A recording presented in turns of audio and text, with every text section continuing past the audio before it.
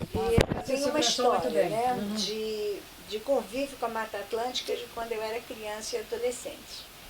E passados muitos anos depois, quando eu me aposentei, eu comprei um sítio para viver um pouco daquela felicidade que eu tinha quando era bem jovem e resolvi restaurar a floresta que ele tinha para ficar com uma floresta parecida com a floresta que eu admiro. E o que aconteceu foi que eu não conseguia encontrar as mudas para comprar. As pessoas não sabiam quais as mudas que tinham para vender, não sabiam dizer se eram nativas ou não, não sabiam dizer se era Mata Atlântica ou não, e nem as mudas eram identificadas.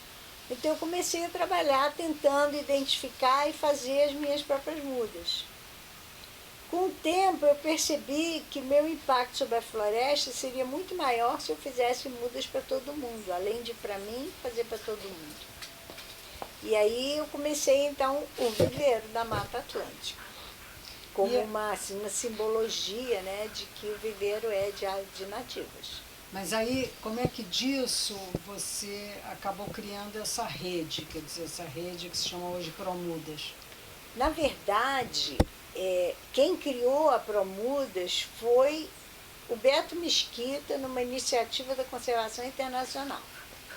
Eles diagnosticaram naquela ocasião que seria muito importante a gente ter uma base de produção de nativos, porque a Copa do Mundo e as Olimpíadas iam exigir muita restauração em contrapartida.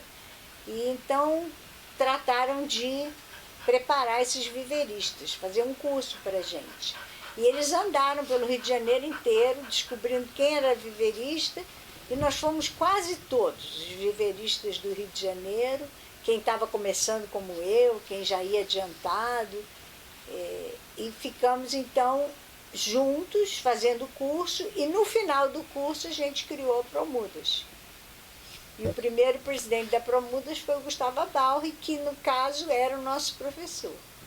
Ah, entendi.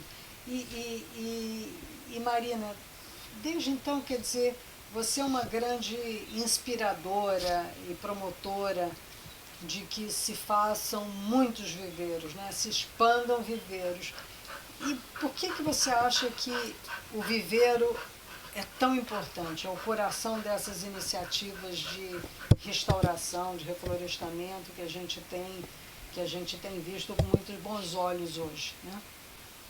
O viveiro é essencialmente uma atividade de pequena escala. Você não pode se pôr a produzir 1 milhão de mudas, 500 mil mudas, a não ser que você abra mão dos princípios de preservação da floresta. Você não pode superexplorar o remanescente que você se propôs a proteger. Então, em cada remanescente do nosso estado, em cada matinha, tem que ter o seu viverista. Assim como tem a farmácia do bairro, tem a padaria do bairro, você tem que ter o viverista daquele lugar. O viverista vai reproduzir as espécies que estão naquela floresta para plantar no entorno dela. Porque essa é a restauração ideal. É quando você engorda os remanescentes que já existem ou quando você conecta dois fragmentos. Então, não adianta você pensar que vai ser capaz de fazer esse trabalho infinito de restauração que a gente tem que fazer no Rio de Janeiro, superexplorando um remanescente, porque isso é totalmente inadequado. O certo é você estimular as pessoas a fazerem os viveiros, cada um no seu remanescente florestal. E juntos, com a produção de todos, nós vamos restaurar os lugares que precisarem ser restaurados com uma variedade genética muito boa, né? E um viverista que não produz 1000 cópias de uma mesma árvore que ele pegou, uma única árvore, pegou todas as sementes e fez 1000 mudas. Nada podia ser mais errado do que você entregar 1000 mudas, cópias da mesma árvore, para uma pessoa usar para restaurar. Então, baseado nesse conceito, que eu tenho firmes convicções de que ele está correto, eu proponho que a gente faça muitos viveiros e que nós trabalhemos em colaboração, porque é a única maneira da gente conseguir fazer uma restauração com a qualidade que a gente precisa, com a diversidade que a gente precisa, né? Então, esse é um ponto. Por que é importante você criar os viveiros? O outro ponto de por que é importante criar os viveiros é porque o viveiro de mata nativa, ele é como se fosse um campo novo. Um lugar que nunca ninguém esteve. Os visitantes que vêm ao viveiro, eles se admiram e perguntam o que há aí. Você diz, aqui há mudas de árvores da nossa floresta. Essa mesma que você nasceu, criou e viveu a vida toda vendo. Mas ninguém aprendeu nada sobre árvore nenhuma, sobre as características, sobre que árvore é essa, e nem nunca se perguntou, né? E a pouca cultura que a gente tem no Rio de Janeiro, da floresta, é toda exótica. Às vezes as pessoas falam 20 árvores que elas gostam e não citaram uma nativa ainda. Então tem todo esse problema, né? Você tem que fazer uma restauração de ótima qualidade. Nenhuma restauração vai para diante se você não tiver o apoio da comunidade, ou a comunidade entende que aquilo ali é para todo mundo e ela tem que participar, ou você não vai conseguir fazer, ponto. Então, o viveiro é um epicentro de conhecimento da Mata Atlântica. O viveiro é um projeto fundamentalmente educacional.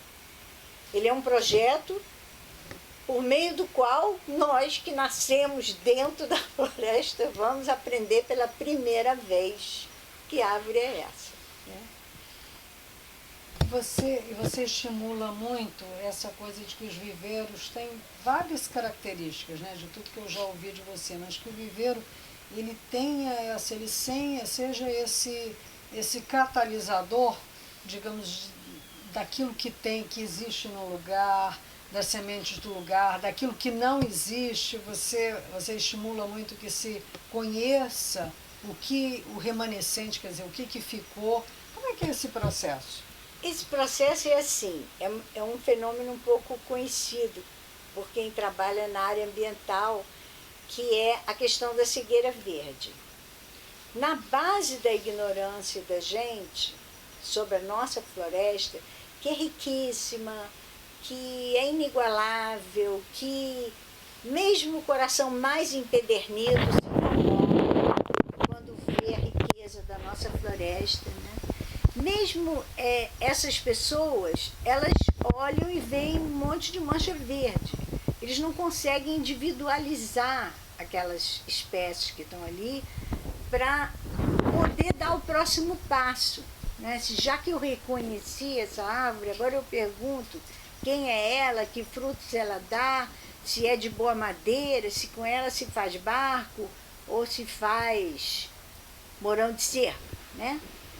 Então, você precisa dar personalidade a cada uma das árvores. Então eu resolvi fazer um viveiro na beira da estrada, com uma porta enorme na beira da estrada. Tipo, por favor, entrem aqui. Qualquer pessoa que estiver passando aí, quiser entrar, por favor, entre. Depois eu coloquei toda a tecnologia aparente, para que todos vejam como se fazem as mudas.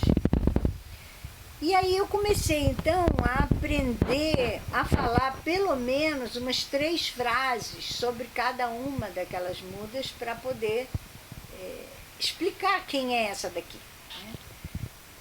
E quando eu fiz o curso da Promudas, quando a gente estava montando a Promudas, nós tínhamos um professor, William Dentes, que era o nosso professor do plano de negócios. E eu estava com muitos outros viveiristas que faziam muitas mudas, de muitas espécies, e eles ficavam um pouco confusos com a minha proposta, que o meu negócio seria ficar falando sobre as espécies, né?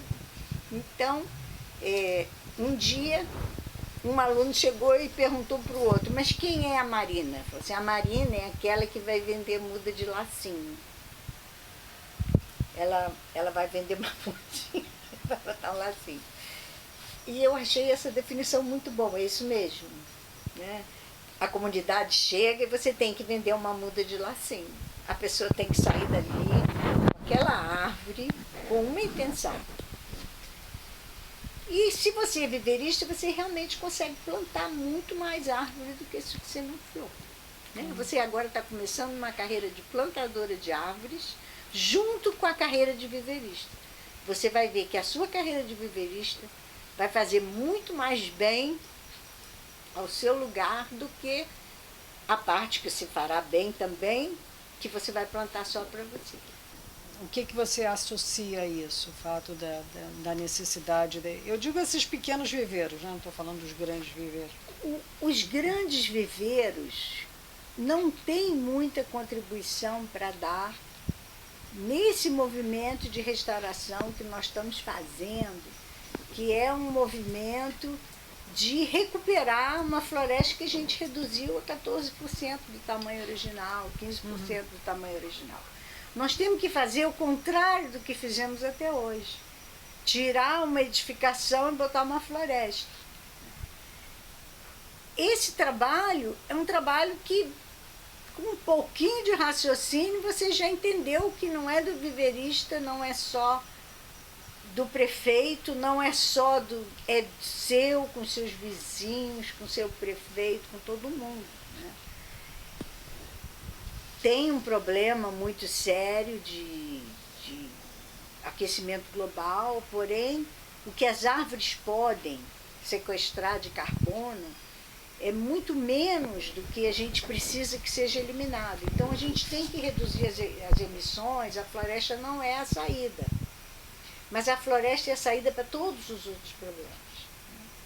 Nós vamos ter uma saúde muito melhor, nós vamos ter um ambiente muito melhor, nós vamos ter um convívio muito melhor com as outras espécies que habitam o planeta, e não tem nenhuma razão para a gente não querer voltar para o mundo bom em vez de ficar aqui. Né? O que você, digamos, o Sinal é um lugar onde chegam pessoas de várias idades, de várias disciplinas, de vários interesses, né? O que você diria, que mensagem você deixaria para essas pessoas em relação a esse querer abraçar uma transformação? Porque as pessoas chegam aqui perguntando muito, o que eu posso fazer? Como é que eu posso fazer alguma coisa para melhorar o planeta, né? Então, o que você diria, assim, como uma mensagem para uma pessoa que passou por toda essa crise que nós estamos passando e quer fazer alguma coisa? O que ela pode fazer? De onde ela estiver? Por onde que se começa? A gente estava conversando há pouco tempo, né, sobre aquela entrevista do Peter Wohlleben, que não sei se é assim que se pronuncia, que ele estava dizendo que a floresta ensina para a gente porque as plantas fazem tudo direito, porque é todos por um e um por todos, e é por isso que a natureza é tão resiliente, né?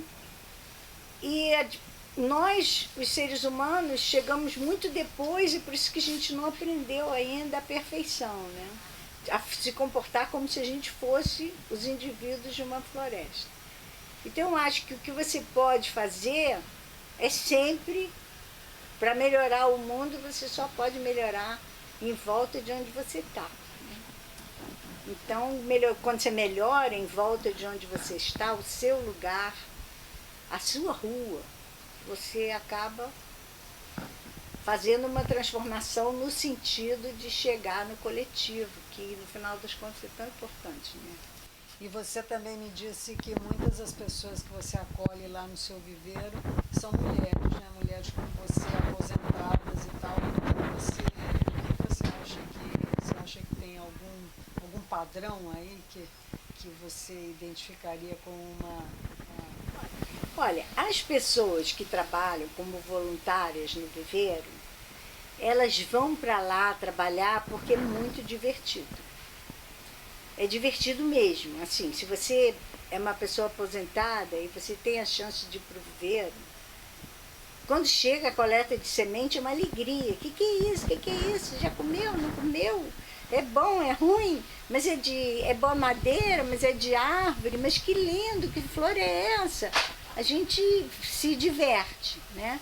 Depois, todas as pessoas têm um pouco esse espírito meio médico, meio maternal. Aí você pega aquela mudinha pequenininha, você tira o matinho que está atrapalhando ali um pouquinho o desenvolvimento dela, você observa que ela está com água demais, com água de menos, com sol demais, com sol de menos. Você fica observando os cuidados que você tem que fazer e você aplica os cuidados e a planta reage. E quando ela reage é uma felicidade, né? E quando você está assim um pouco triste, você volta para o seu WhatsApp para ver as mensagens que os clientes mandaram. Em que eles falam, olha Marina, sabe, tá lindo, olha isso, olha o tamanho maior que eu. E aí você toma mais energia para fazer mais árvores. Você pode fazer muitas árvores, tem muita coisa para plantar.